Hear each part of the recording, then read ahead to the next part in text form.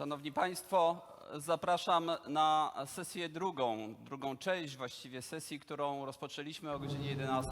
Ladies and gentlemen, now I'd like to ask you to take your seats z harmonogramem, a w szczególności aby nie because zawieść we're going to resume our conference. z nami I really would like to always remember about our online audience who listen attentively to the streamed speeches, so we are starting almost on time on our second part of the event. So the second part is more devoted to the practical solutions and key applications of technology, and including artificial intelligence. Our experts will try to answer certain questions, and I allowed myself to ask the following questions. So, when it comes to automation, how does it increase the effectiveness of counterfeiting and counteracting cyber security events? The second question is how much the big data in AI influence the timely delivery of services in the critical sectors. How does artificial intelligence influence the conceptual work in the armed forces, in kinetic war? And finally, how the empiric knowledge can be used in gaining competitive edge in cyberspace during the potential future cyber conflicts. The first speech will be presented by Colonel Jarosław Koszela and Captain Arkadiusz Orzeł from the command of the Cybersecurity Armed Forces. So they will be present as the application of AI solutions in the process of acquisition of data in heterogeneous sources for the purposes of cybersecurity. Now, gentlemen, the floor is yours. Good afternoon, ladies and gentlemen. The subject of our speech, of our presentation, is part which is key and very important because we are dealing with operational aspects. So operations are key, we cannot argue with that. So the topic of our presentation is indispensable when speaking of AI, because AI wouldn't mean anything for us if it were not for the data.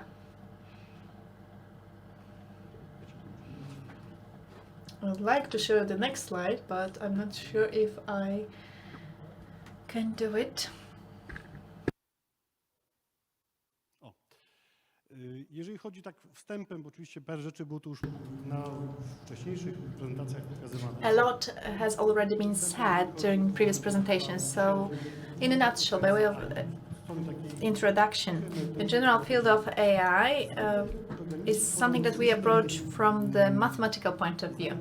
Very often when developers are developing a system, they know their functions, their logic, they know the input data set, and they then produce the output data set. And this is how, in simplification, writing a code is.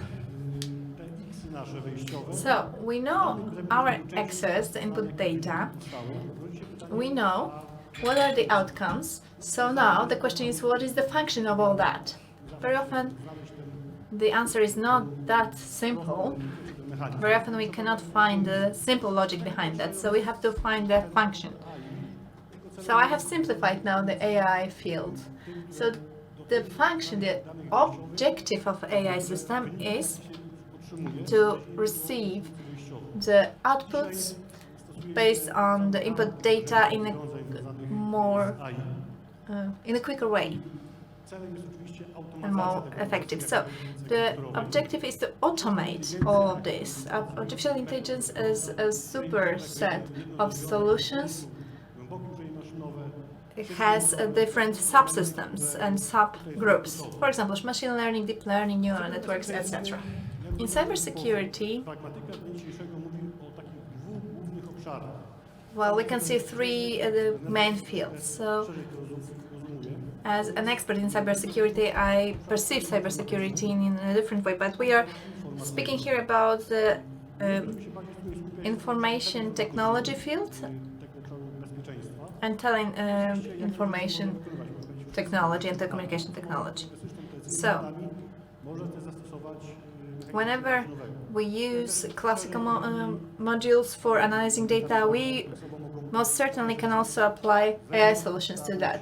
And we can do the same things quicker, more effectively, zabezpieczyć, a jednocześnie znaleźć detect certain gaps in systems and fill them in. So these are the examples of applications of AI. But the key thing is here that we need data in order to be able to do that. We need really large amounts of data sets. Thanks to that, we can be more precise in our work, and we can, in a more comprehensive way, find all the problems or anomalies and find ways of applying AI solutions to fill in the gaps. So data and the analysis of data is key. Now, we should prepare the data. Today we are talking about big data and data science, and we can hear that data science experts say that we have to prepare the data, then they will develop the system, and then we will get the output. But preparing the data is not that simple. Around 80% of time that we devote to the work for preparing the data, this is our main focus and main effort, but we then prepare the data in an unorganized way, sometimes chaotic, and in AI it is key for this data to be organized, because we want to diagnose, monitor, and detect potential risks, threats, anomalies, and to counteract them. So we already know how to acquire the data. So according to the classical method, from different heterogeneous sources, we acquired data. Sometimes they are organized, sometimes they are not organized. We have to process them, we have to order them, and we need to then feed them into the system that will analyze the data with different methods.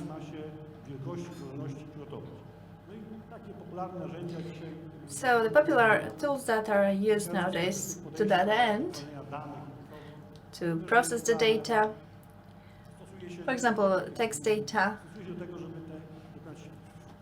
are used in order to extract the data, to filter the data, and prepare them for further analysis. It all ends well when we have, for example, 5 elements, but when the system is composed of 5,000 of nodes, of elements, then the scale is much bigger and it is more complicated. So, what to do in order to simplify our work here?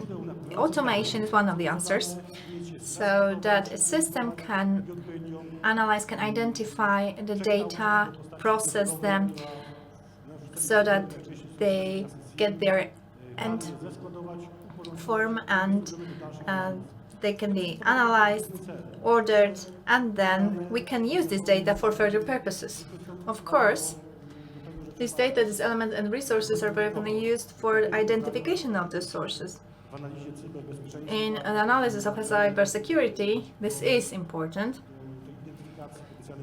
for identification of threats and the directions they are coming from. So these are the elements that are key because they provide the foundation for artificial intelligence. So, what is the objective? We have data which are unorganized, chaotic, dynamically fed, and we want to extract from them structural elements, but also we want to build knowledge of higher level, that is metadata, schemes, taxonomy, ontology, etc., so that we can then pursue further analysis and identify behavioral patterns, threats, etc. So these are the main objectives. Now I will give the floor to my colleague who will talk about the practical and technical part, how we have analyzed this. Of course, it's just a small chunk of our work and it is not a ready and solution, działaniach bieżących. but it is actually applied nowadays when it comes to AI solutions.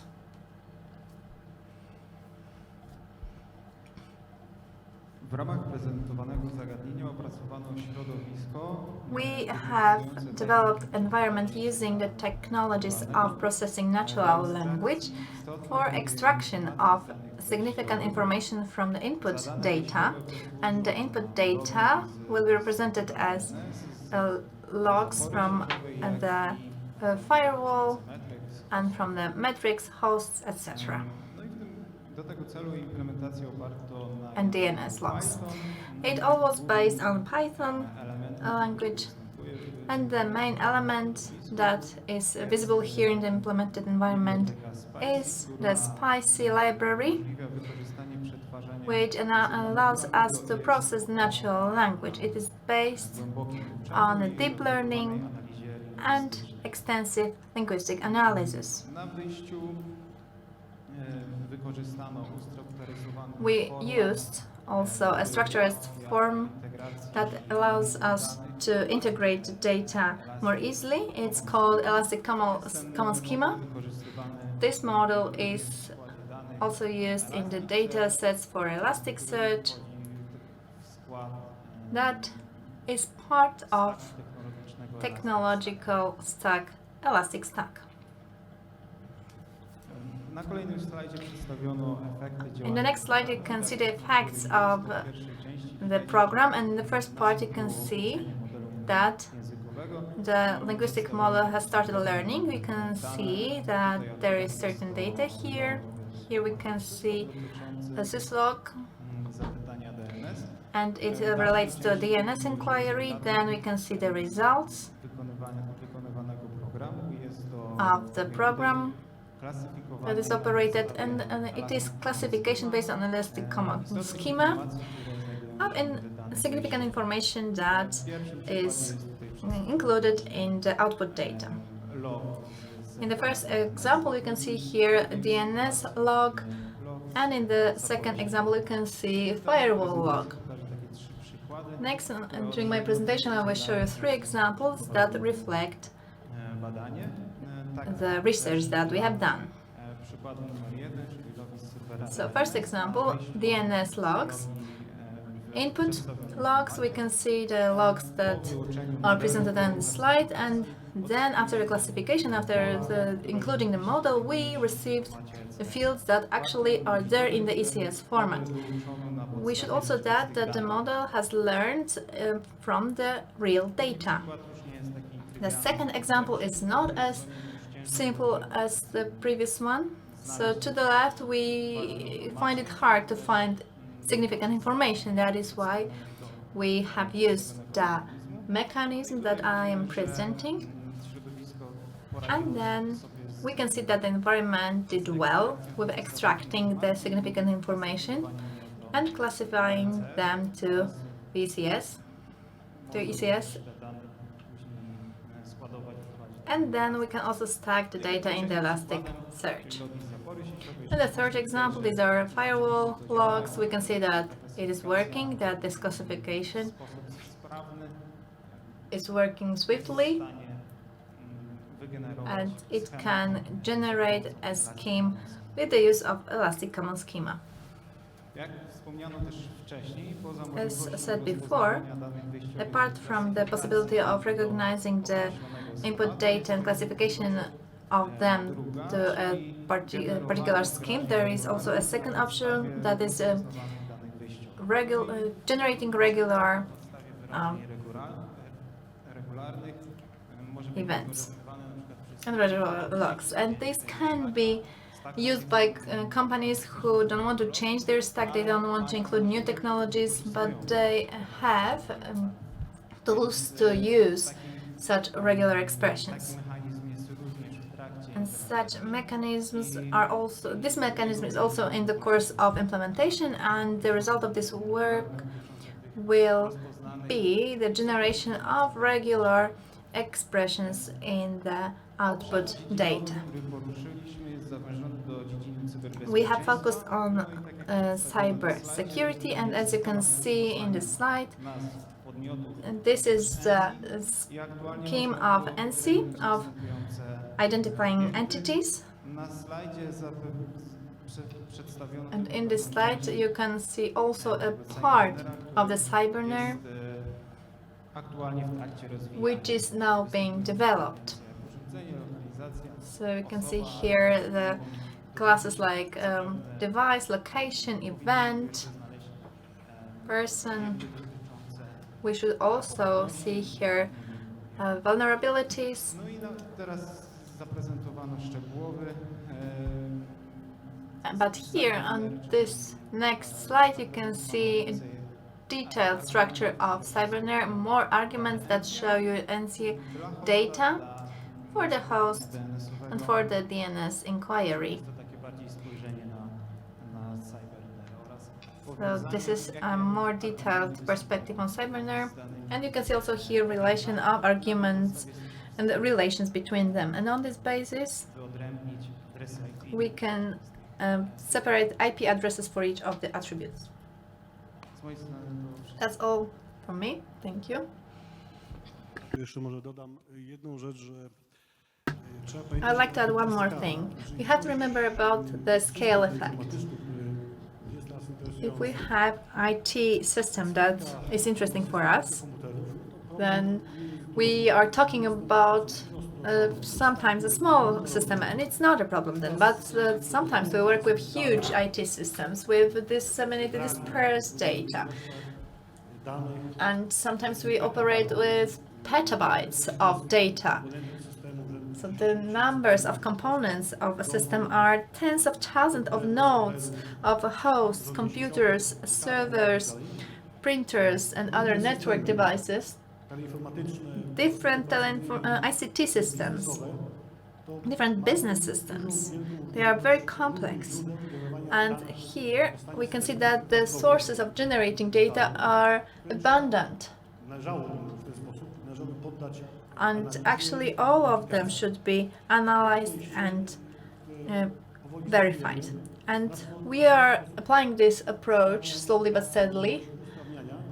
And this will give us the possibility of joining new sources of data without the huge risk of human error. So we try to eliminate the human error here. And this is always a huge challenge when we are speaking of such large systems. These elements give us the possibility of applying our AI in analyzing data.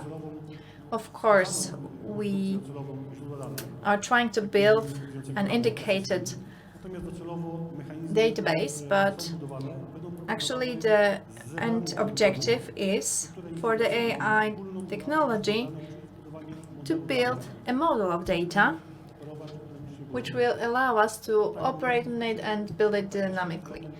So this is really in a nutshell a practical element of practical application of AI. With regard to this data and AI with identifying threats, well, this is actually a topic for a different speech, but today we just focus on a very small part. But in our work, we also work with artificial intelligence tools that identify threats, machine learning solutions, and other AI tools that we use in CSIRT of the Ministry of National Defense. We are working, of course, with classified and unclassified systems, and this is also a huge challenge. Thank you very much. Bardzo dziękuję, szanowni panowie. Thank you very much, gentlemen. Tutaj rozumiem, że uchylili panowie rąbka tajemnicy My na understanding tyle, ile is można było that you bez wskazywania told us as much as you could without pointing at specific predictive and mitigation methods.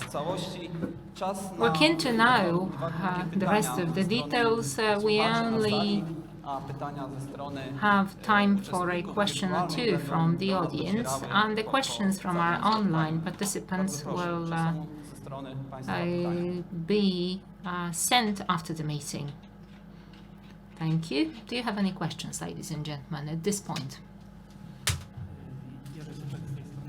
I'm Jerzy Sypek, and I've got one question for you. Thank you very much for this very interesting presentation. Maybe I missed it during the presentation, but am I right that this data acquisition tool consists in learning from what already happened?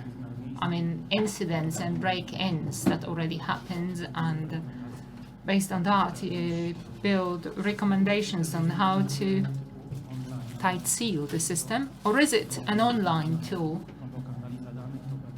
But since deep data analysis is required, it cannot be used online. Thank you. This tool, using AI, is at the stage of data preparation, analysis, and vulnerability detection.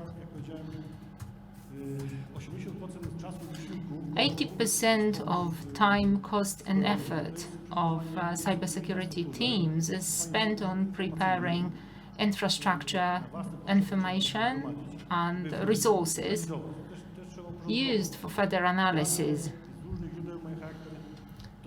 Data from various sources are quite diverse, more or less structured. You have to process the data and make it palatable. Depending on the scale, around 75% of the effort is spent on preparing information resources and processing them so that the threat detection mechanisms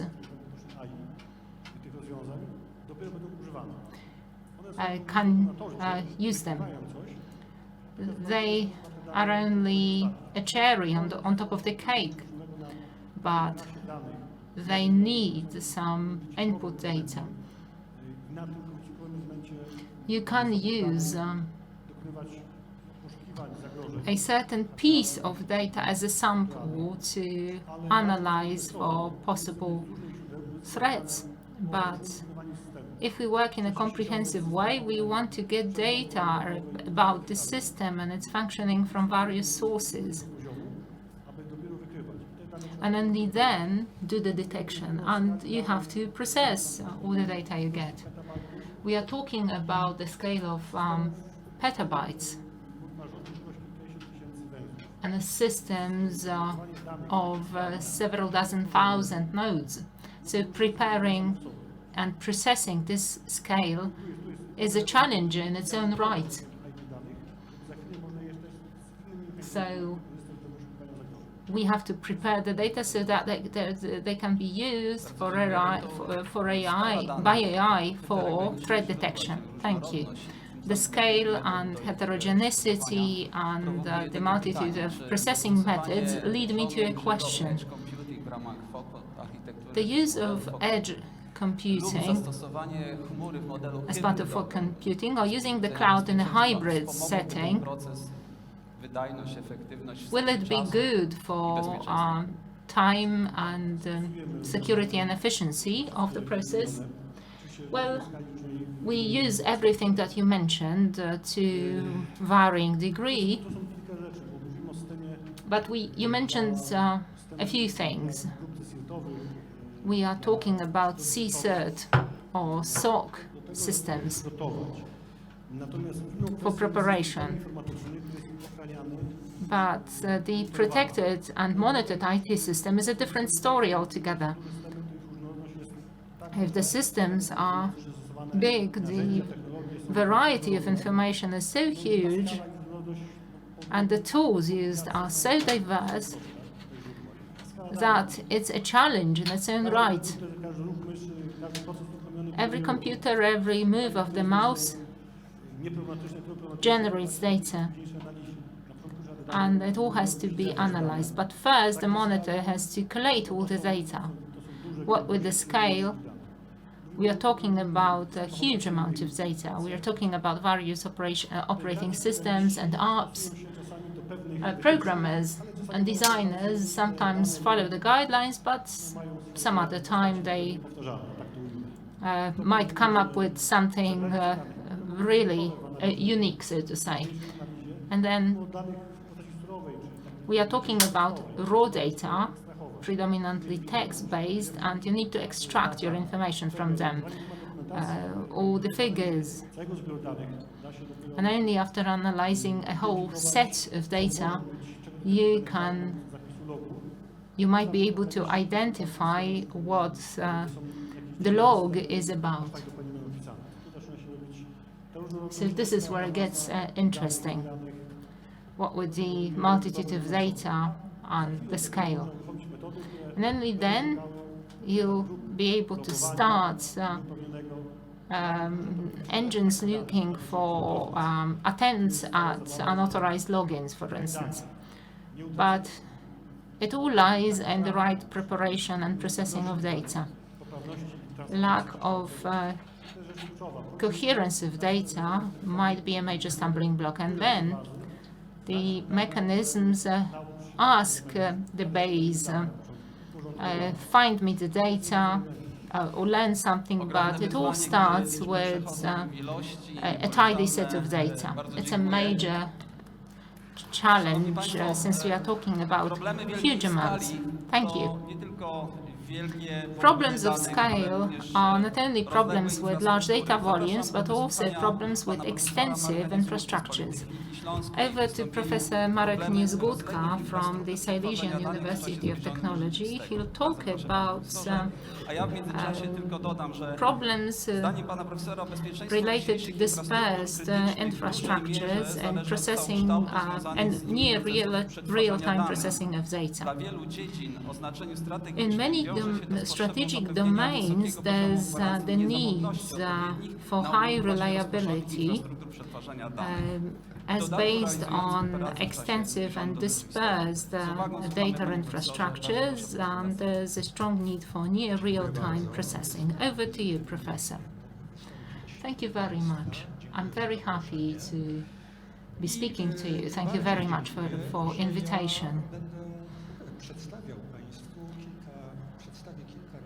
I'm going to share some thoughts from a different world, which is the world I've been living in for the past decades, which is the world of highly efficient data processing and computing structures under use in critical domains.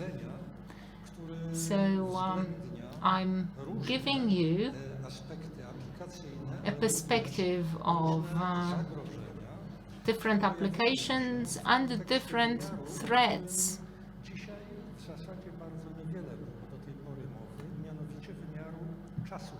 related to the dimension we haven't addressed all that much today, which is real time. From the moment the data is fed into the system through preliminary processing all the way to decision-making and reaction or response. In many applications, especially where there's large-scale distribution of data sources, if the data is huge, it might be the key problem. The decisions made upon them might have a bearing on various, sometimes very adverse phenomena.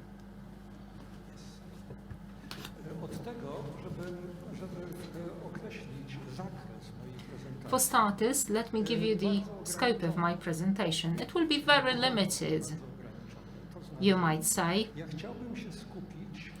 because what I'd like to focus on is energy sector, In the wake of deep transformation the whole energy sector is living in, what we're changing operating models and the advent of smart grids and smart energy systems.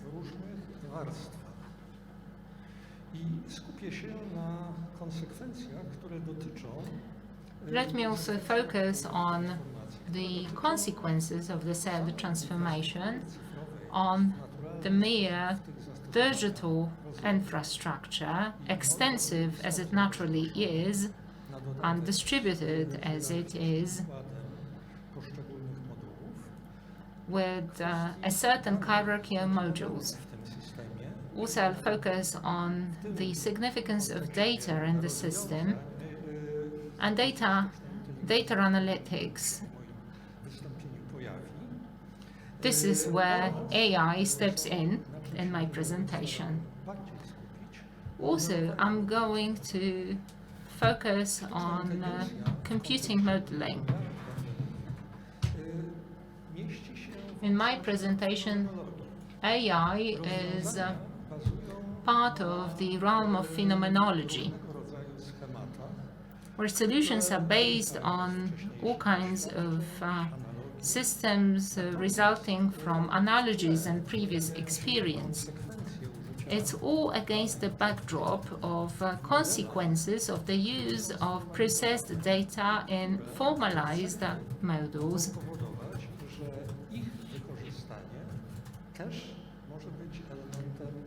the use of which, because of the features, might be a critical element in its own right. Computing infrastructures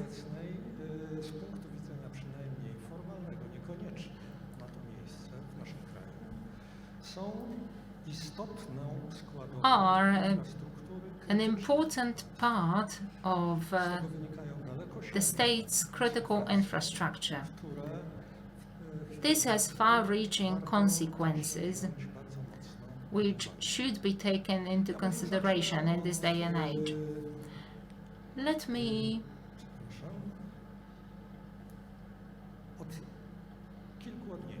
start with some reference.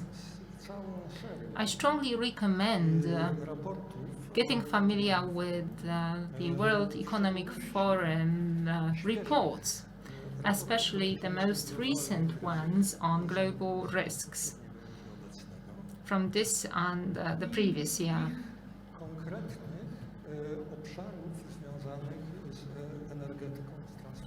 Especially focusing on chapters on energy transformation.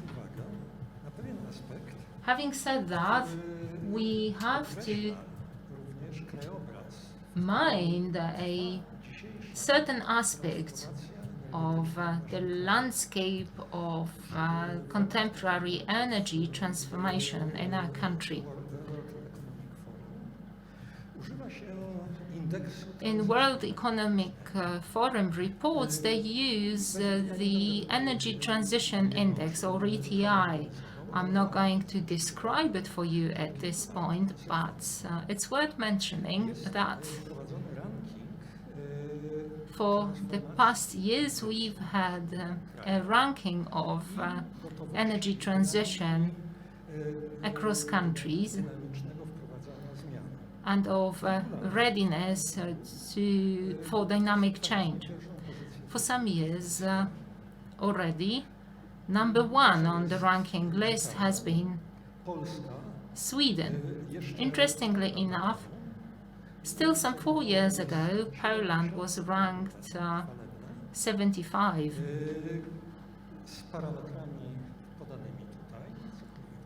With the parameters I'm citing here, whatever they mean, but over the past 4 years it shifted up on the list to number 40. So, in the eyes of global transition experts, our efforts in energy transition have been recognized. It is related to consistent implementation of certain elements of megatrends in the contemporary energy sector. It is also related to the role of smart energy systems and the role of renewable technologies and the certain tech cycles. All the processes are basically dependent on the accuracy of decisions pertaining to the network management. They also depend on the network administration data. The scale of the data used for decision making about the future development of systems is something unprecedented. It means that at present we are facing development of not only technology but also of brand new business models, depending on the appropriate data management, processing and use. It is all against the backdrop of social inclusion processes. We need to bear this in mind because it means certain digital challenges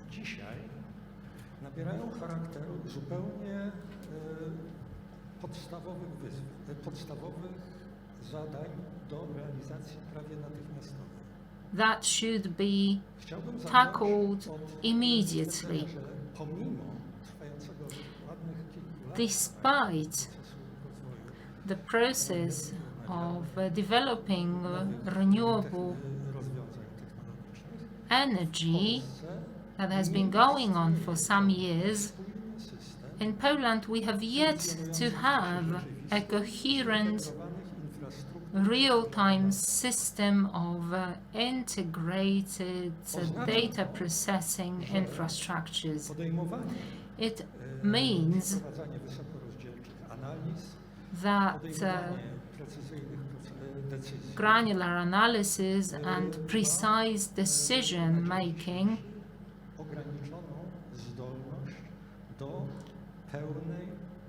is limited in its accuracy and applicability. We are talking about regular situations and even more about acute threats and crises. Then any practical or technical challenge or tampering with data can be totally detrimental. We are also facing deep limitations and interoperability between the system modules, which are only to some extent synchronized. It leads to all kinds of risks for data transfer continuity, especially in a cross-border setting. If we talk about the data exchange between the grids, it might play the crucial role.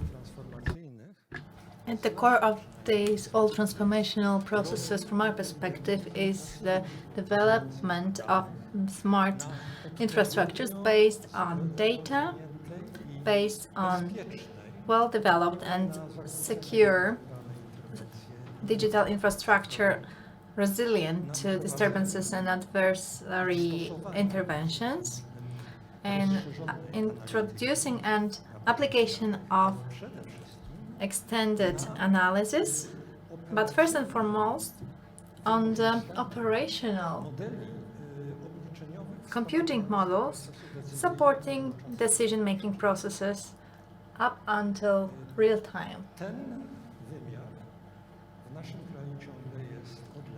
This is still far from the reality in Poland. The status is unsatisfactory in Poland because these systems are extremely complex.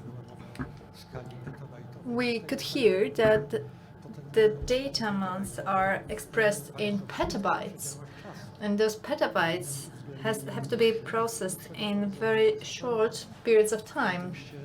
And taking into consideration a longer time horizon from the perspective of fast data has much further-reaching consequences. But in the background, we have to remember also about one more thing.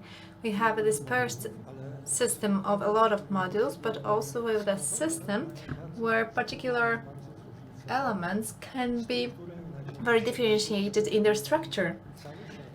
And as of today, this generates a lot of threats when it comes to cohesion of processing operations. We have big data, big scales of data and operations that are there in, for example, power plants, but also at every household. And also we have unlinear effect of functioning of networks and their dynamics. It means that the processes of filtering data, cleaning up the data that are put into that system are critical, and we need to develop them. We need to develop solutions that would protect the system from different kinds of threats. Now, specific challenges that emerge here are related to one type of processing, actually, the multi-layer optimization, whose results after initial processing of data should be available in a very short period of time. That is actually faster than 1 second. Much faster than 1 second. And it relates to planning, controlling, doing operations in real time in the environment that is disturbed and jammed, but also taking into consideration market analysis. Each of these fields is threatened by a lot of errors if the integrity and cohesion of the whole system is broken. We have to remember that all this environment is functioning in very difficult conditions, very uncertain conditions. There are a lot of natural and unnatural risks. For example, we have the influence of climate change and a lot of social and economic factors. The system is unstable in a lot of aspects when it comes to its structure, and one of the results may be that each such disturbance that they are introduced on purpose but is not identified can result in dangerous consequences. From my perspective, that I would like to tell you about, it all means that there is a huge scale of scientific challenges, mathematical challenges that relate to the issue of gathering and processing big data. we have data coming from different sources, from different sensory systems. And the big challenge for methodologists is that the purpose is to be able to operate such a complex system in real time. And we'll assess the success of such systems on the basis of their applicability in a short time. I'm sorry, but I would like to make a short side note that in the background there is a huge scale of purely scientific challenges that in a lot of cases go far beyond our today's state of knowledge and the state of solutions that we have at hand. So we have to deal with the fact that the only thing that we can do is to accept suboptimum solutions and try to own those solutions. There is one more problem. Due to the fact that these systems are dispersed, their structural attribute is that solutions are unambiguous, the solutions that can prove to be useful. It also means that we need to work very hard on a global scale on it, and it actually provides us with huge opportunity because a large, complex, multi-scale structure of the systems and the high effectiveness of and performance of infrastructure is related to the problem of scale. In relation to the amounts of data, the time in which they are fed into the systems, and in balancing the encumbrances. Here I have to mention one more thing. This is the place, and this is the moment where the whole new generation of computing technologies, especially quantum technology, can be applied. This technology, at the moment of preparing the data, can shorten the time until we reach solutions. And at the same time, different pre-processing procedures will be able to be applied. And such pre-processing procedures will allow us to use the full potential of such technologies. In the meantime, at present, we have the following problem. All those systems are functioning in the environment that is full of limitations of the existing technological solutions and the economic application and usefulness of different processes and processing systems. This means that we should analyze to which extent the cloud solutions would be useful in the commercial context. I would like to remind you the safe harbor concept, that in this context and with regard to data security has not been adequate in all situations.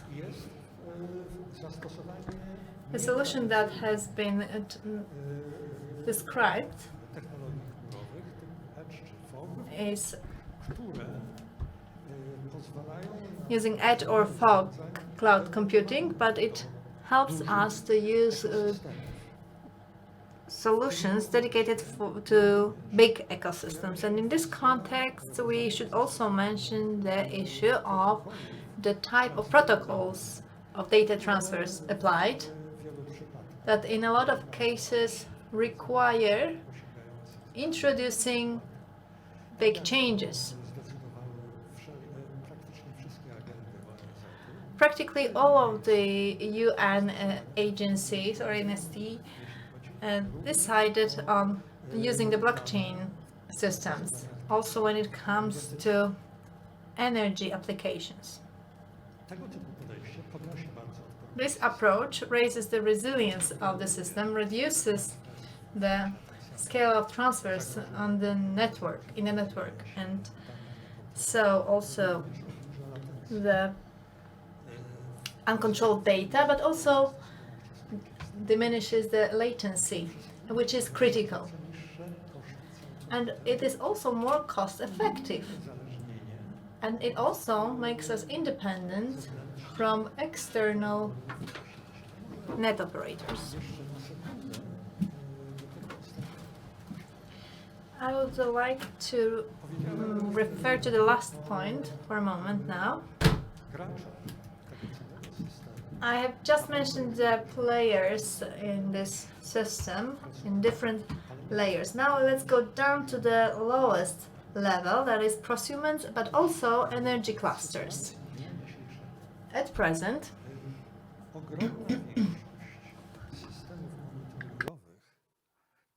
huge majority of the monitoring systems of those network users, also the suppliers of energy, is located outside of our country. I presume that all of you are aware of what I mean. And in the context of security, I believe that it seems to be another great challenge. Due to that fact, by way of conclusion, I would like to very strongly, and I'm addressing you first and foremost, because I think you are the right people to be addressed. I would like to strongly recommend to you to create a hub center of competencies for computing modeling for the private and public sectors. Energy production is only one of the fields that should be taken into consideration here, and obviously I don't think you need to be convinced that in different fields of competencies this problem is also a hot topic. I believe that as of today in Poland we are lacking regulations concerning the use of advanced models of the complex systems. I don't mean the AI simply as it is, but in general using the complex systems and using models in managing such systems. This is a challenge for the governmental and the commercial sectors. And first and foremost,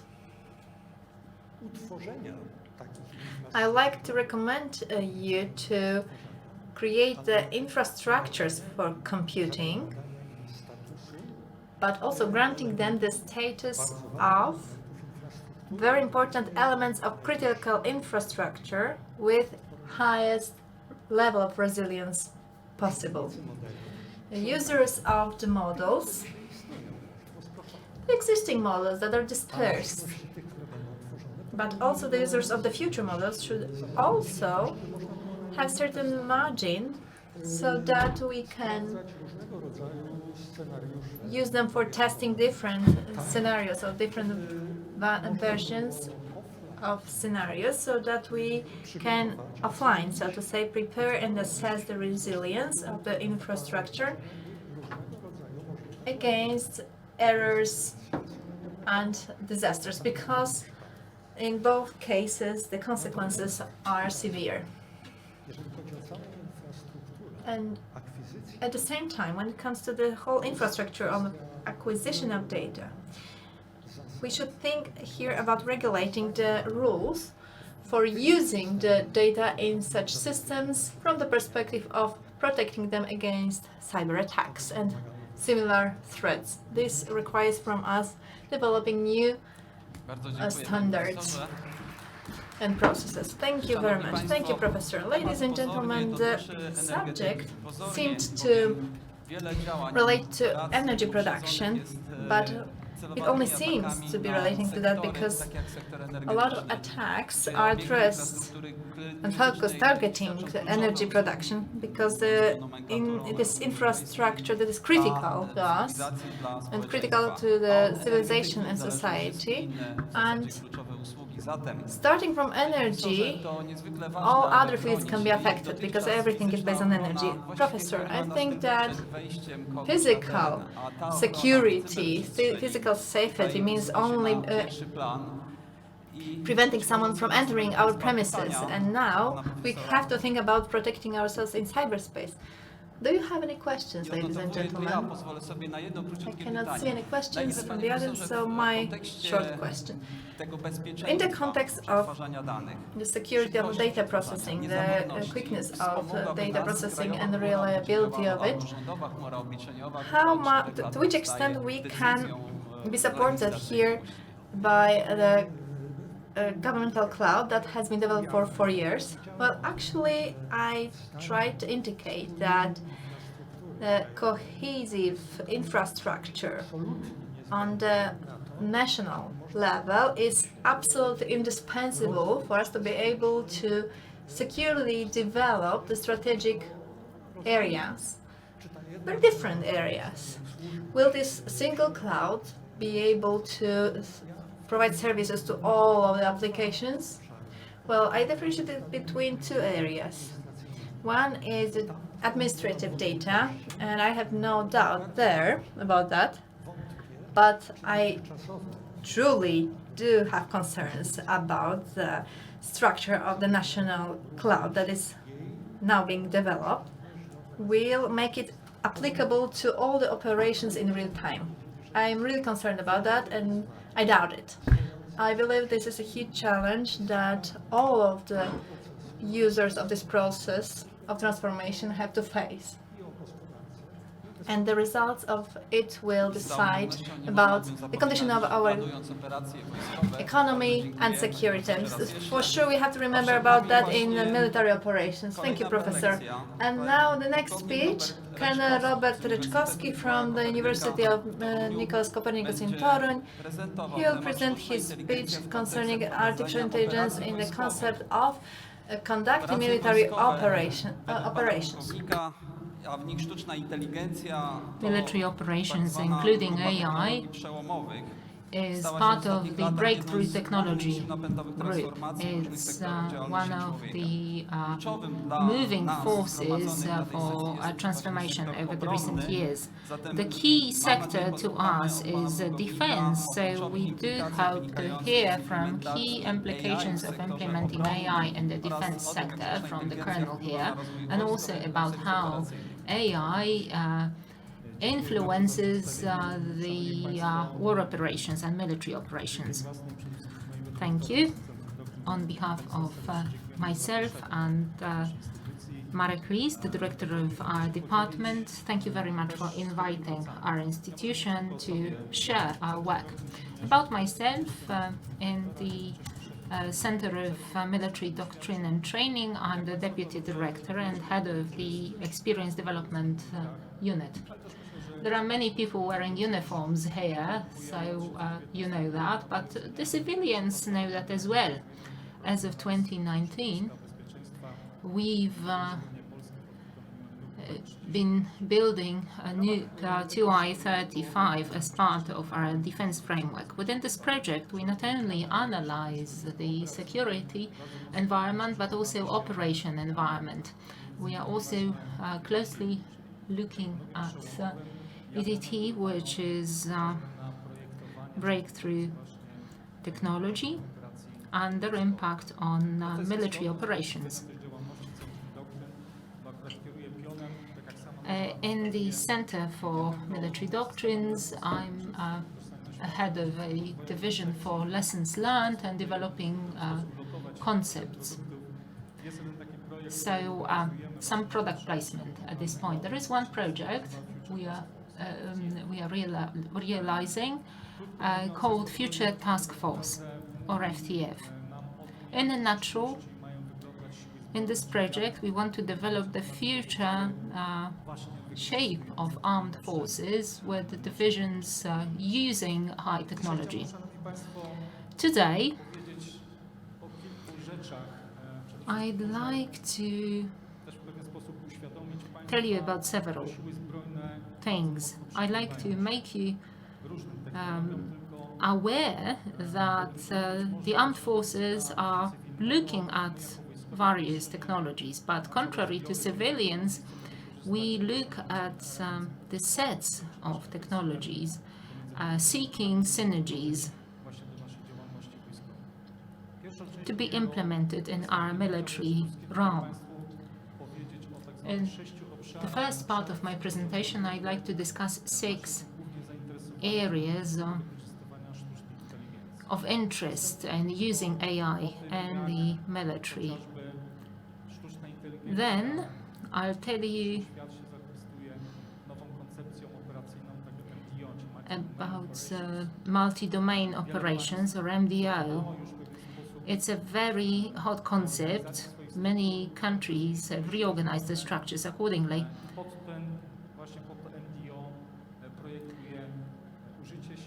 And they designed their operation concepts using high tech for MDO. And thirdly, I'd like to discuss a case study showing how it is done and implemented in the biggest armies out there using AI and high tech. So, it's hardly surprising, but all armies, ours included, are closely looking at the economies in the armaments systems. In 2015, our demographic forecast is quite gloomy. Will be 4.5 million less citizens in the country. So we are looking at the possibility of replacing people we will soon have a shortage of. Because also, in autonomous armament systems, we want to protect people as key resources, because we can always manufacture a machine, but it takes a long time to make a human. Also, we are fighting at a distance. Look at Ukraine now. Look at their equipment, which is really state-of-the-art, and as a result, Russians had to go beyond the firing range of ATACMS or GLBS missiles. This distance fighting concept is something we are partial to. Also, we are facing very intense development of all battle platforms. It's very visible in Ukraine, also in the Middle East and in Indo-Pacific region. Look at how the Chinese army are preparing for possible confrontations with the US or another rival in the region. Also, there's a concept of a loyal wingman. It was first coined 5 years ago by the Americans, the American Air Force, which is now growing the loyal wingman projects. The American ground forces have already implemented this solution, and we are thinking about it in, for instance, Abrams 3 systems, where we'll have aerial forces and land-based autonomous command platforms. Another key area for future military operations is related to smart command and control systems. We all know that contemporary battlefields are saturated with sensors, effectors, and you have to manage all of them. Besides, bear in mind the processes like operation planning. Being a planner or an operator, I'm struggling with the multitude of data we are getting. And if you add the time compression to that, it turns out that we only have so much time to make a decision. And nowadays, you tend to build strategic advantage by very fast decision making. You have to be a step ahead of your enemies, and only then you can succeed on a contemporary battlefield. That is why, as part of their MDO projects,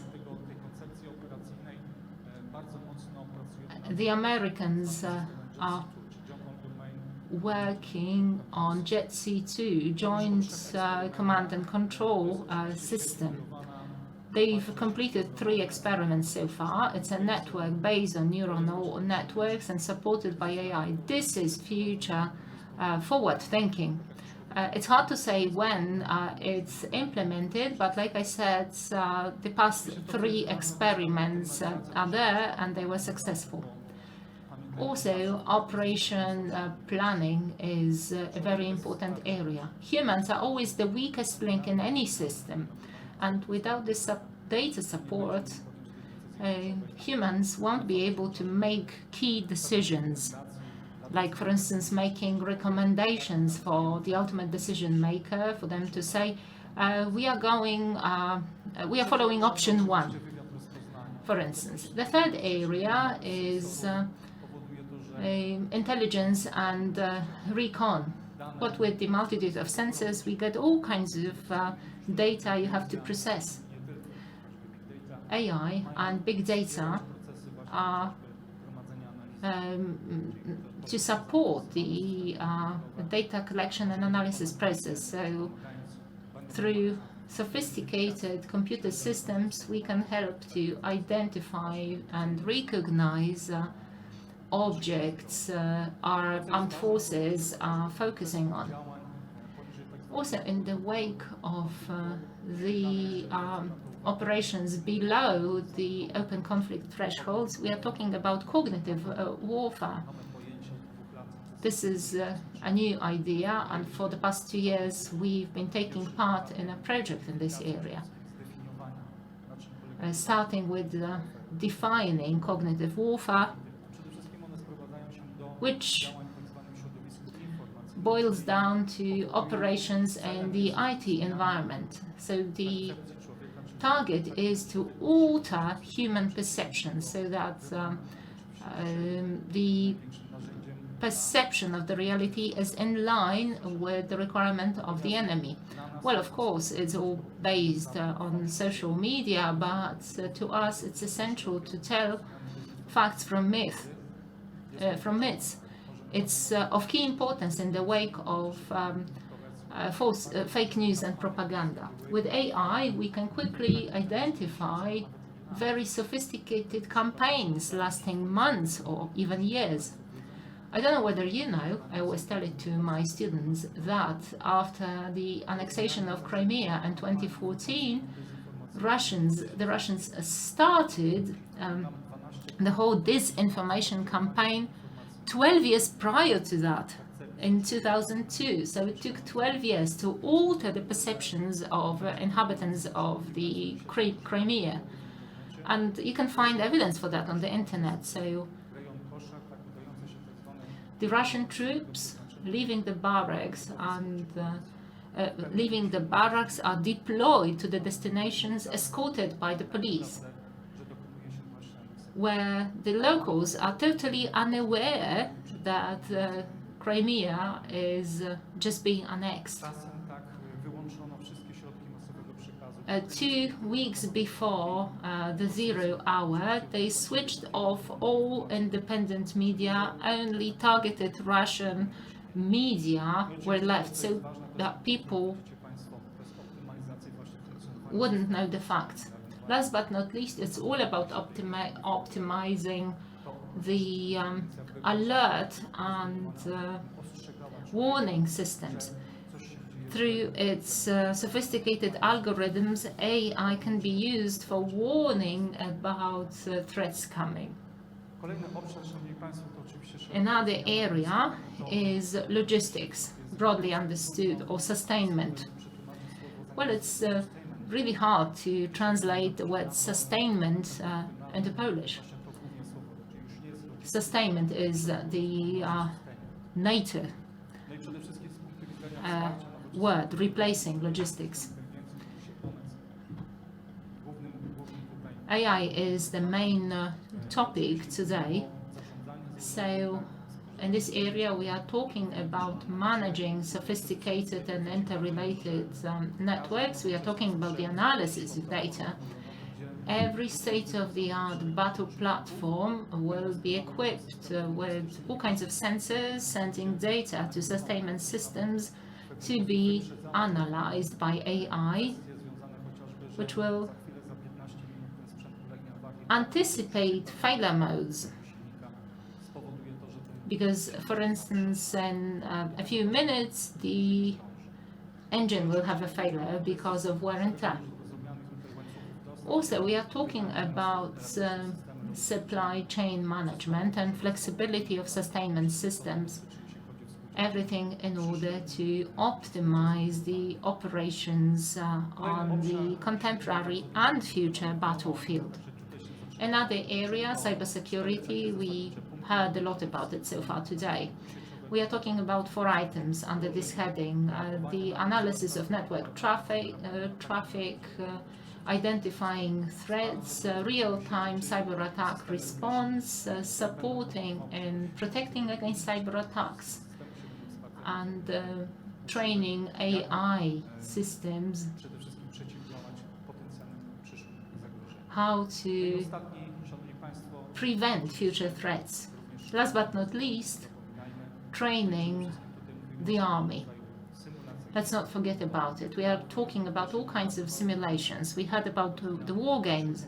It's a very valid element of future military operations, an element of preparing the army for the war. We are also talking about training systems as based on AI, helping to develop critical decision-making skills, if nothing else. So, ladies and gentlemen, the second topic in my presentation is the multi-domain operations and the role of AI in it all. Let's start with some definitions. What is MDO? You might remember, because this is a cybersecurity conference,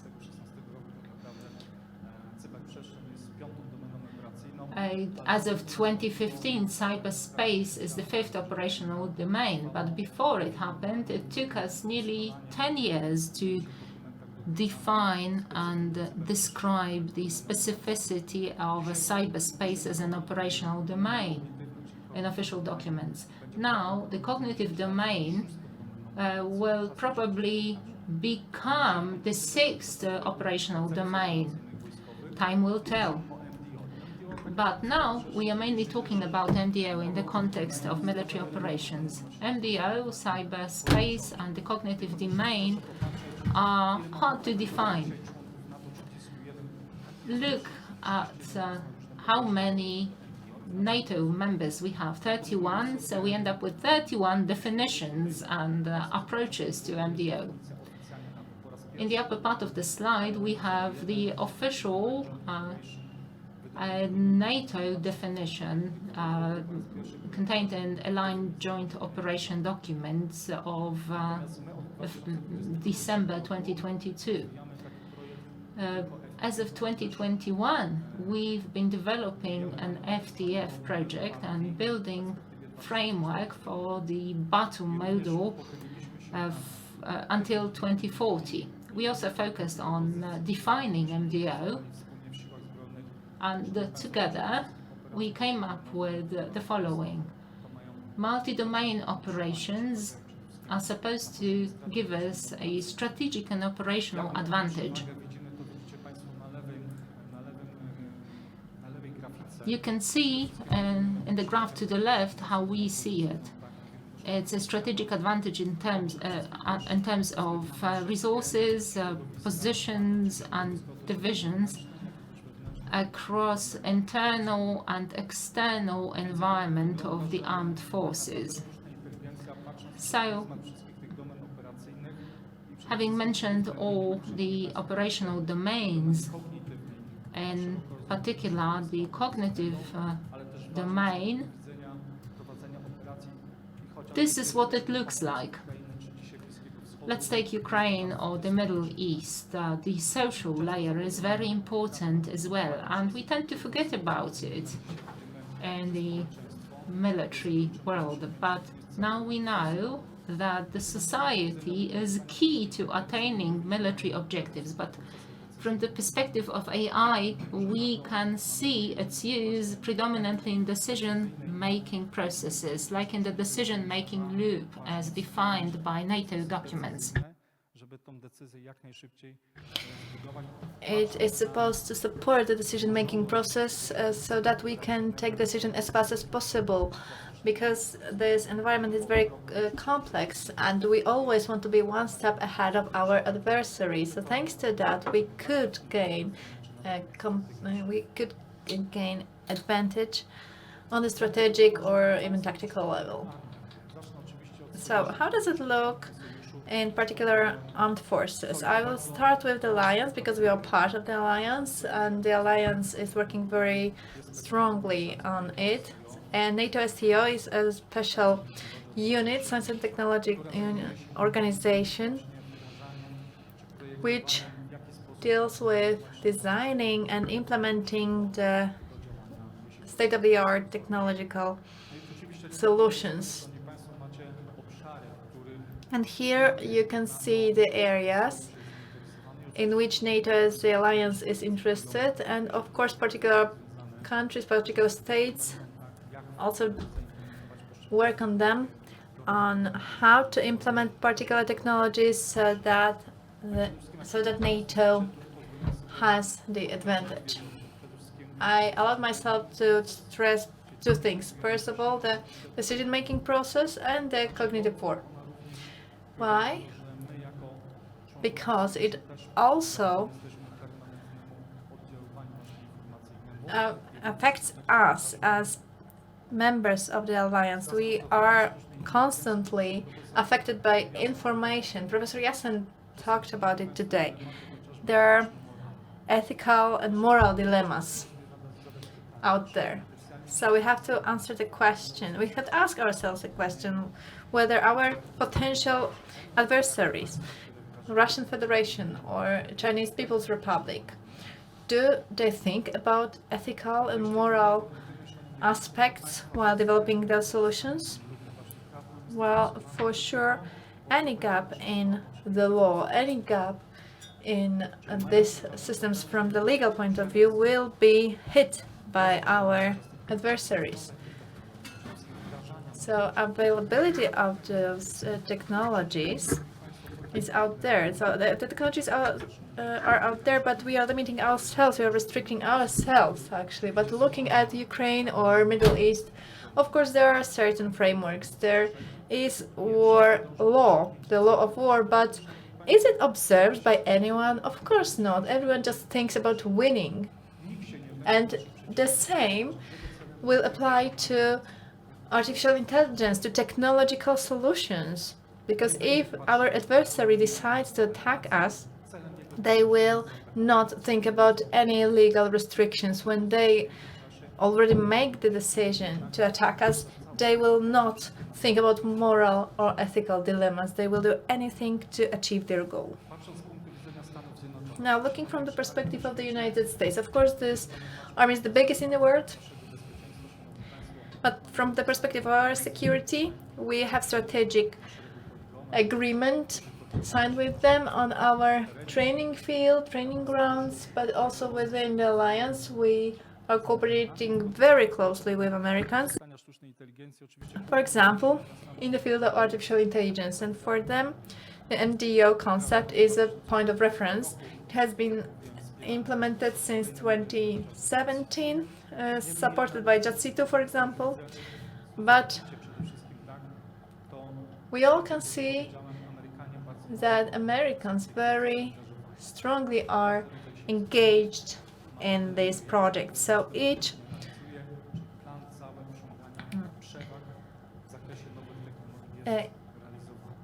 military unit is engaged in using, applying, developing artificial intelligence tools. The security of the United States is based on building advantage in the area of technology. Thanks to advanced technology, Americans will win future wars. And this is what actually is happening. One American once told me that today we have certain systems when it comes to communication, and they are already generation 7 technologies. They skipped level 6, sorry. When it comes to the flow of information, and you probably know that Americans are switching from link 16 to link 22 because the information flow will be bigger then, because they are always one step ahead or two steps ahead of the others. Now, a fun fact when it comes to China. China has no limitations, no limits. It is their top priority to develop advanced technologies, and of course they are adopting strategic documents which are regulating certain projects that are carried out in the Chinese army. But please remember that in May 2015, Chinese adopted Made in China strategy, and similarly to the US, they want to be a leader country. This is the aspiration. They want to be leaders in technology. Of course, we know that today Americans are making it hard to them, but are they effective? Really, truly? I don't think so. Because Russians are able to avoid sanctions, and Chinese are able to somehow avoid American blockades. Andrew Mita will join our next event. He has come from, he's from Poland, and he used to work in General Marshall Fund think tank, and now Accounting Council is their employer. And Professor Mita last year said that today Americans have understood that they actually brought up their adversary because they invited the Chinese to their universities, laboratories, and actually they tested the double application technology in China. And now it's no wonder that Chinese want to win with Americans in this race of technology advancements. But after 2016, the Chinese did a revolution in their military structures. They prepared multi-domain. They prepared to conduct war in multi-domains. They have a strategic support group. They have strategic forces. These are nuclear forces, rocket forces, and the apparatus for actions in cyberspace and information wars. So all that non-kinetic domains. Here to the left, you can see that similarly to NATO, China strive at implementing singular technologies, but also they try to find synergies between them and to extract the most valuable parts of each of technology and the interactions between them. Of course, robotics is also developed and used in decision-making processes. And please note that in the context of legal and ethical aspects, for 10 years, China has invested in the so-called biotechnology, but actually their main purpose is to develop the first in the world humanoid. And they actually are ruthless in doing that. Maybe with the use of the first quantum computer, they will be able to achieve that. Even President Putin said that the one who will grasp artificial intelligence as the first one and quantum computers will rule the world. I'm not sure if the US is closer to that purpose or the China, because it's all top secret, but we know that they try to achieve that purpose as the first ones. The last 2 slides. The first one relates to our potential adversary, because we all know that the Russian Federation is the main threat for NATO and Poland.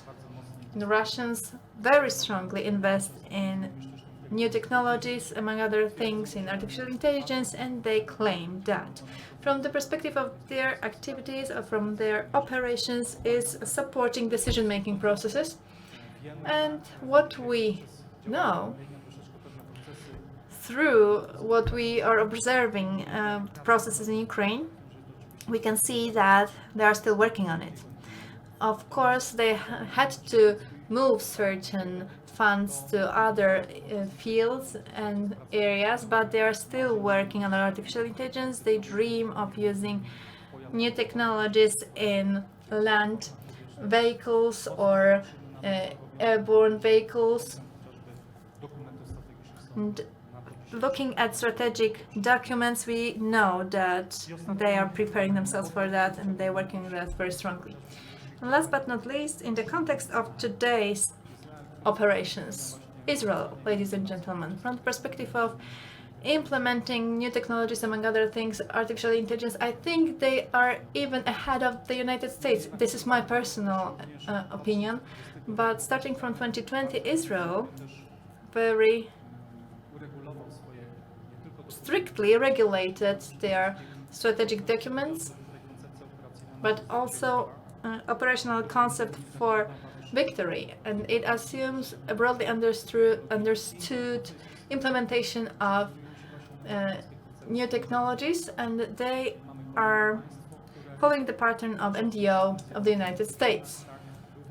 So this is another country after China which is implementing this operational concept. I don't know if you know that and you are aware of that, because I have been interested in Israel for 20 years. I also wrote a book on the Second Iranian War. And looking at the developments and the documents, I'm afraid that maybe Israeli will fall in the trap as they did in 2005, because they try to adapt American solutions very quickly in their army. But if you do something too quickly, you may not be successful. So during the second Libanian war with Hezbollah, they failed due to that. Hamas is not as big an adversary as Hezbollah, but they could also be at war with Iran, for example. So we are not sure if they will be successful due to the fact that they tried to apply all the solutions so quickly. And look at the last item here, the last point. They are using the term of Internet of the combat field, of the battlefield. Sorry. And we have to remember about that also in the context of implementing new technologies. That's it from me. Thank you very much once again for the invitation, and should you have any questions, please do not hesitate to ask them. I'm at your disposal. Thank you very much. Thank you, Colonel. Szanowni Państwo, no, doświadczamy niewątpliwie rewolucji Ladies w and każdym gentlemen, wymiarze. we are experiencing revolution in every area. So we started with the steam engine, then the Silicon Valley, and now artificial intelligence. It all makes the strategic our state of our military services change, and we have to follow these developments in order not to lag behind. Do you have any questions to our speaker? We have time for one short question. If not, then I will avail myself to the opportunity please Można mierzyć horyzont czasowy, kiedy clarify, w tym MDO how can we measure the time horizon when in the NDO the cognitive domain will prevail over the remaining domains? Well, I don't think it will prevail, but it will be key in the context of building advantages. Quoting Sun Tzu, the Chinese theoretician of war art, the key to success, to victory, is to win over our adversary without a fight. So Russia Federation and China have used cognitive warfare for years now. We experience it in social media, in information channels, I mean the propaganda, fake news, etc. Of course, when it comes to Ukrainian instance, here it is important for this domain to influence part of the society in order to attract their attention to other aspects. So, of course, in the context of an average Joe, it doesn't mean anything, but in military operations, it will be a key to success of one side over the other. So, for example, the political elite can be affected very easily through the tool. Thank you very much. I'm very happy that your unit also addresses these challenges. Thank you, Ansi. Ladies and gentlemen, now the last presentation of this part of our event and the last presentation of the first day of our conference. I would like to remind you that tomorrow we will have the second day of our conference. Now I would like to welcome on the stage Private Maciej Mazur, who is in active duty of the territorial forces, and he will talk about using artificial intelligence by red and blue teams as East versus West in fighting for dominance. I would like to focus on what I'm doing outside of territorial defense forces, because of course I do it on weekends, and from Monday to Friday I am dealing with IT solutions commercially. So I would like to start with telling you what is the status of using artificial intelligence in military projects and what are their effects, because we have heard a lot about strategies, about theory, about the future, but I would like to focus on what we can see now from the commercial perspective and what is possible. We have heard a lot about MBO, so I will just focus on results. This is a screenshot of Valentira system.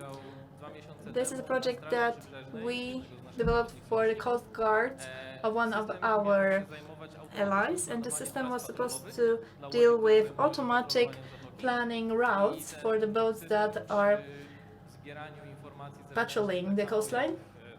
And we wanted to check data gathering processes and passing the information to the boats, and we could see that 6 times the time needed for decision making was shortened, and we could see that we were much more successful in identifying smugglers. If we look at the use of AI from the perspective of light infantry and single troopers, because this is what counts to us at the territorial defense, there's been a considerable progress recently. The terminals the majority of advanced soldiers are wearing, ATAC or the like systems, allow for quite robust situational awareness on the battlefield. We get lots of information from UAVs and sensors.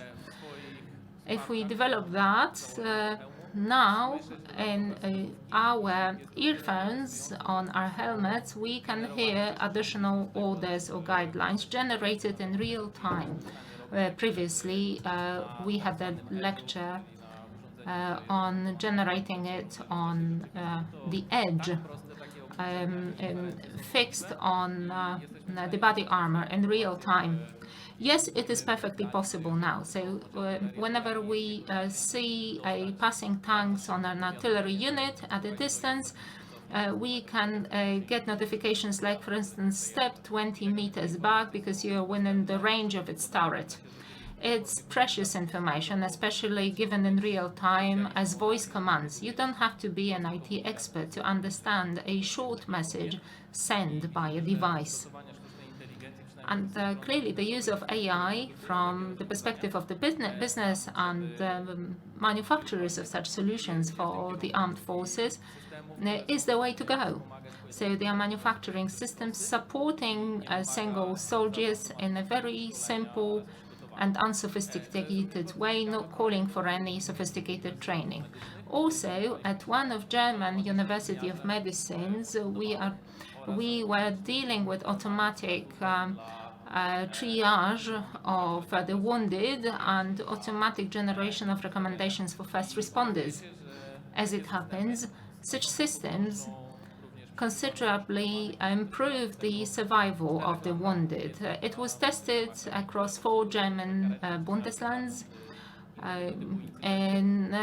on systems supporting ambulances and other emergency services. And it reduced the number of patients declared deceased after the emergency unit arrived. So along with the guidelines, headsets and VR sets, we trained the units on how to fit a tourniquet or how to secure a wound. So the systems are there, they are implemented, and interestingly enough, they hail from the civilian community. The emergency units are more interested than the military units, but we shouldn't forget about it either, because there's high risk of injury in our profession as well. Also, as we can see, the criminals are using AI on a very sophisticated level. There's Warm GPT or Fraud GPT you can subscribe for. And interestingly enough, if you look at the lobby talks at IT conferences, the participants are people dealing with something that would be illegal in the Western world, but what is perfectly legal where they come from. We call it criminal operations. They don't, but they train a lot, they get cloud certificates, and they improve their AI skills. Several such organizations from Asian countries offer trainings for their training programs for their participants. And they issue, for instance, certificates for AI in banking fraud, and they extend the certificates to their members.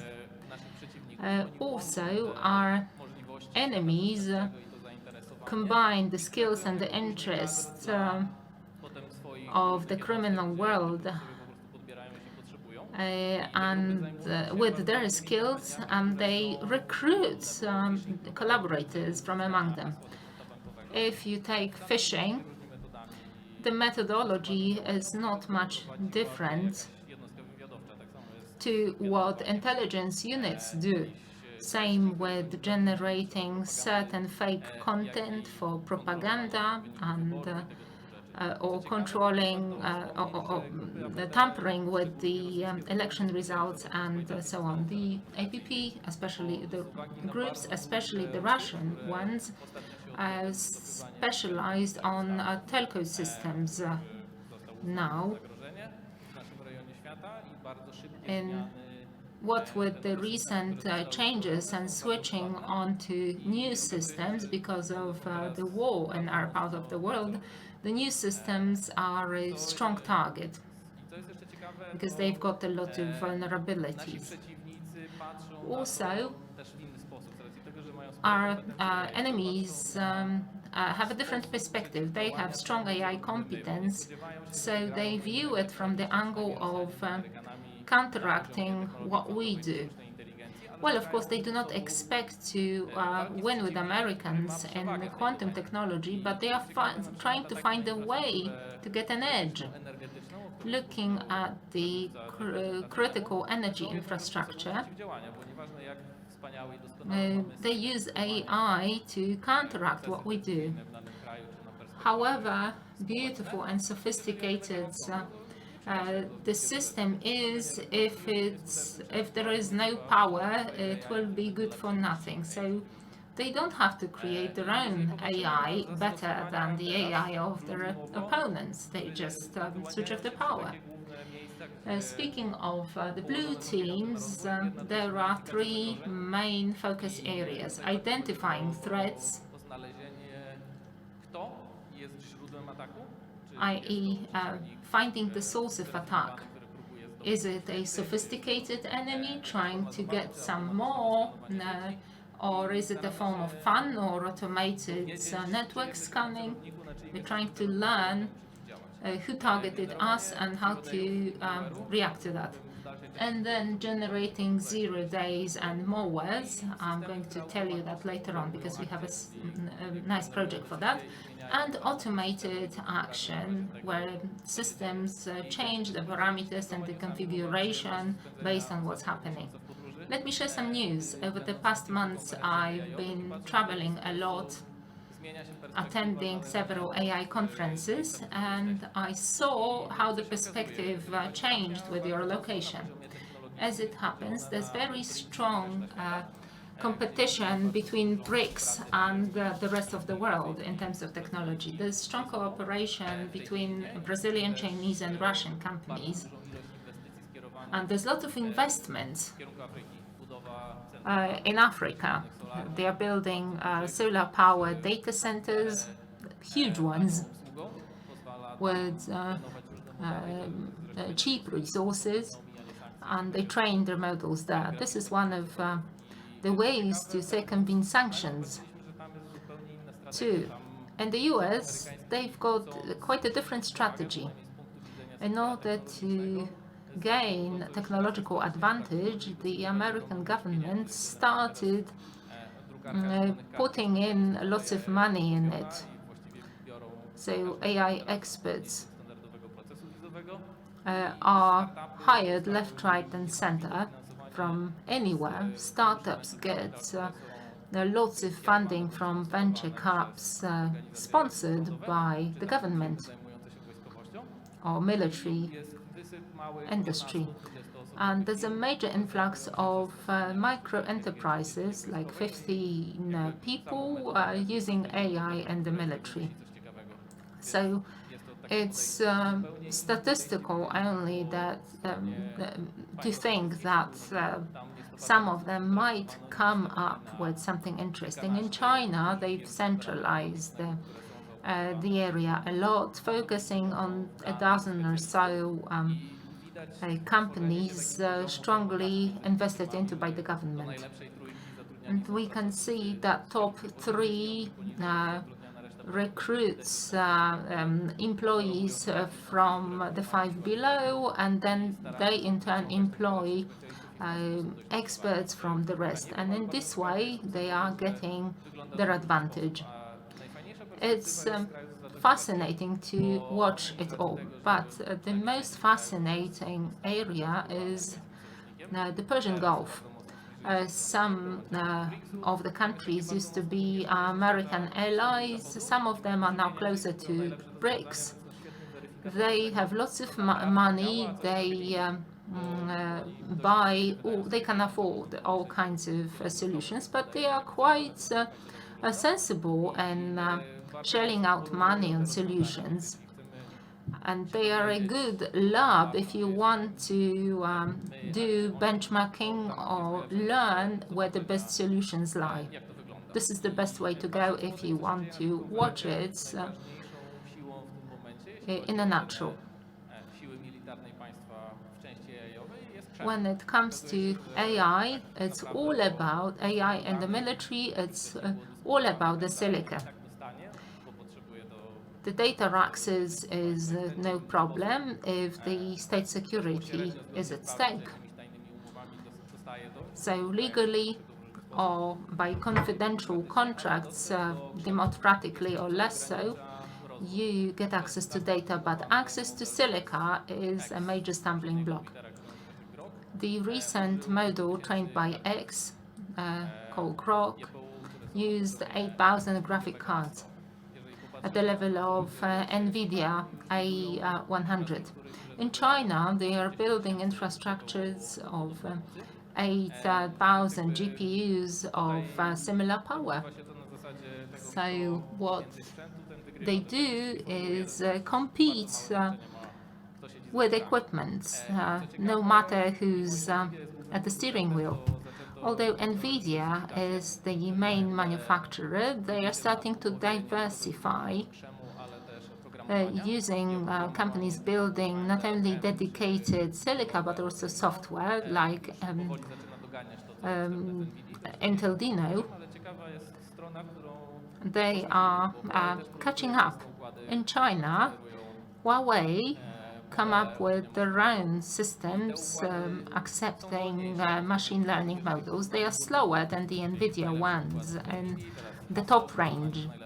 If you compare H100 by NVIDIA and the best Huawei model, but if you go down, the Chinese system is twice cheaper. So if we have parallel processing software, we can train models on physically bigger infrastructures. We can still win the race. There's a large group of companies specialized in machine learning dedicated systems, not being graphic cards like GraphCore and other companies. They use much less energy, and with lower computing sophistication, they can do it. We are using GPU for AI-related tasks, but it's sheer coincidence because we have the graphic card, the RGB-based monitors. The only thing graphic cards are good at is multiplying the matrices, historically enough. And coincidentally, multiplying matrices is still the foundation. But the systems can adjust to certain models. We can have systems dedicated to random trees, and they will always be more efficient than graphic cards. Also, at the conferences, we saw that everybody wants their own ChatGPT. So everybody wants to use machine learning models. It makes no sense whatsoever that every institution or government train their own model, because it just doesn't pay off. So what we do is take ready-made models, already trained, like Llama, trained by Meta, or Mistral, trained by the French, and use them with some fine-tuning or prompt tuning.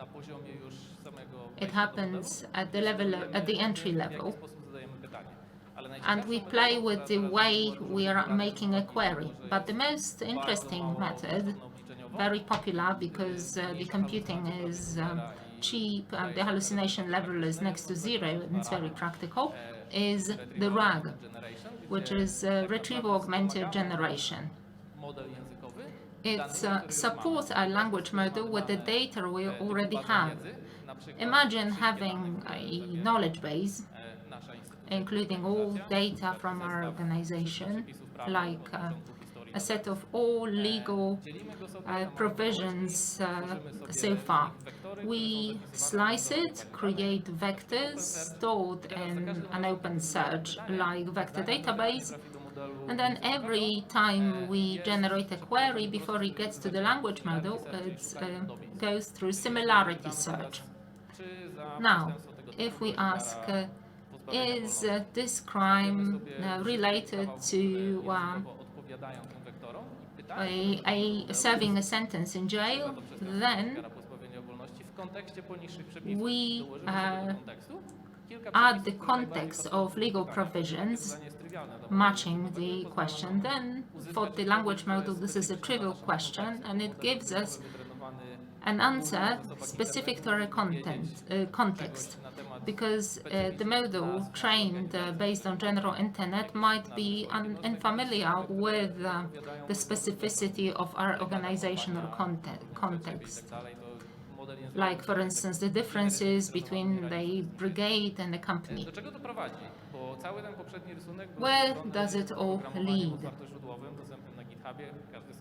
Well, everything I said so far was based on GitHub and everybody could build that. So you could imply that you can do that, learn it, train it, and attack everyone.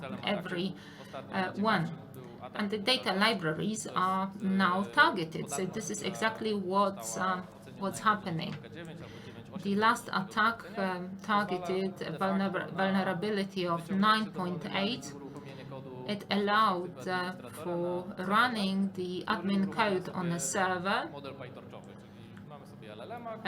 running the PyTorch model. So we've got LLM running the library, and then we bought 80,000 graphic cards for loads of money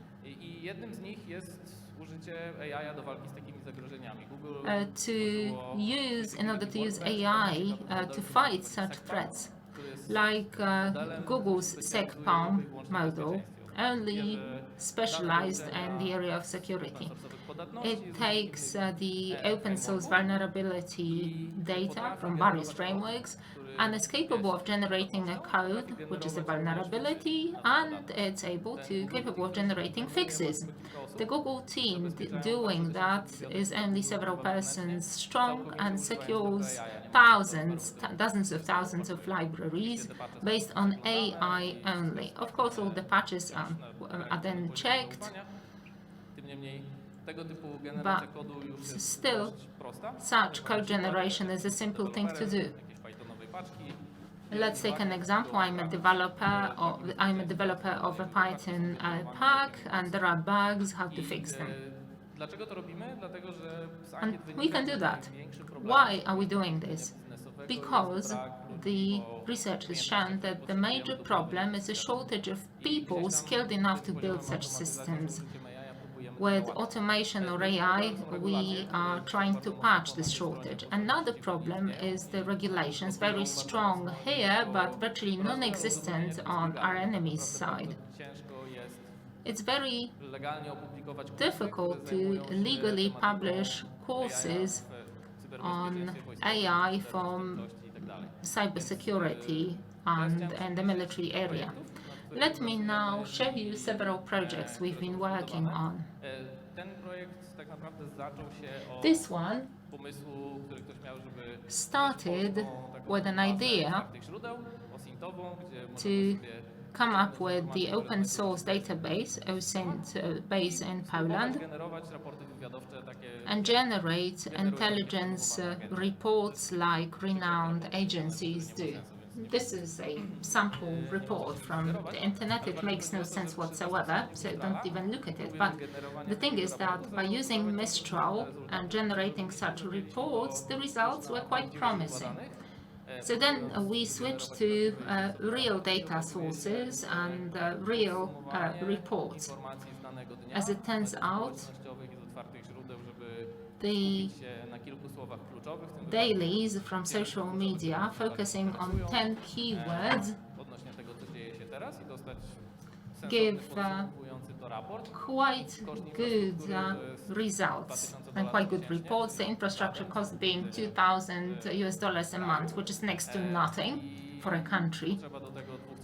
And it only takes 2 or 3 engineers. Such reports are then automatically generated from them. So it's a very interesting and a very practical and simple solution. And actually it all started with an attempt at replicating what Google did with an open source but a bit differently. So we are taking all the external data signals and the CVE susceptibilities data and the exploits. Then we look into darknet sources. There we have courses how to exploit software, and then bug bounty, where people try to find new susceptibilities so that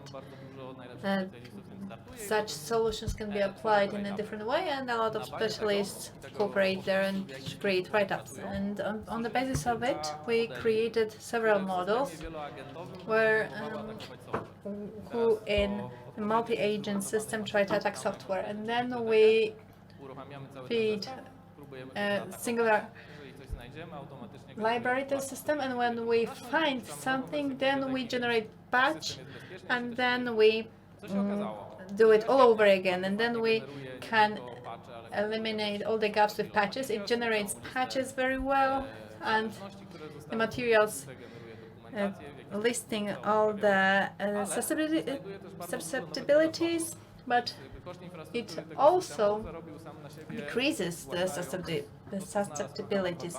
So actually, anything that we found in the bug bounty was so useful that we have been able to lower extremely the cost of the gaps.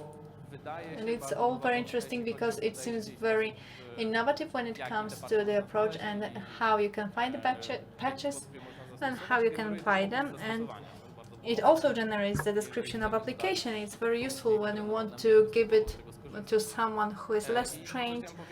They can also use it.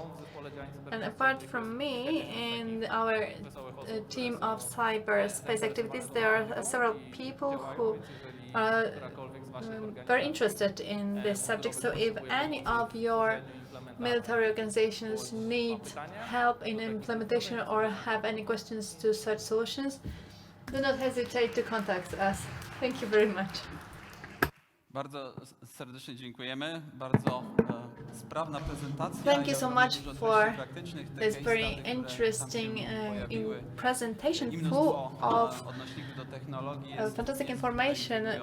All what you said about the technology was extremely professional. Do you have any questions, ladies and gentlemen? Ostatnie pytanie tego dnia. If not, then I will ask the last question today. I wanted to ask you about a classical game or cyber and red blue team battlefield or training ground in cyberspace. Should we implement there a third player who is present in this environment, immersed? Well, for now we do not have any third player, but I can see people smiling in the first rows. I believe that maybe in the nearest future we will see a third player in the game. So thank you very much, ladies and gentlemen. We have listened to 8 very intriguing and interesting speeches that very extensively covered a wide range of a lot of aspects about different modalities that is characteristic of this conference and our subject. Tomorrow we will have the second day of our conference, and I would like to invite all of you to come once again to our venue or join us online. Once again, I would like to stress that the organizers will gather all the questions that are posted online, and all the questions will be passed to the speakers, and I hope that all the questions will be answered. So over to the organizers, and thank you, ladies and gentlemen. Thank you, Professor. Ladies and gentlemen, we will in a moment summarize this conference, but first we will have a very short technical break, so please do not leave your seats.